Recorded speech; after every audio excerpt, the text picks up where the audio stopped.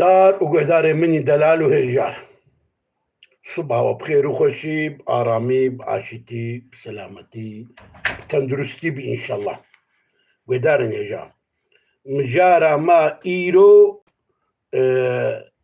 ya tenduristiyê teqê bayê de ye. Ba dikevî bedena însan, dikevî rehnê însan, ne pişta însan, însan perişan dikî.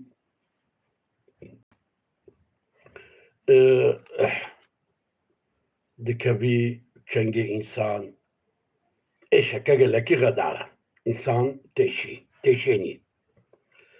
Navê wê Duemîn di tibê de yanî navekî wê romatîzma ye, navê di dua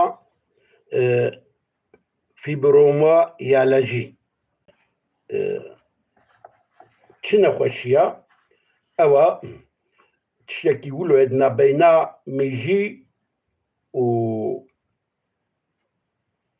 sinirê însanî de wilo êşî kê dibî, sinyal ji mîjî didî wa sinira û têşênî.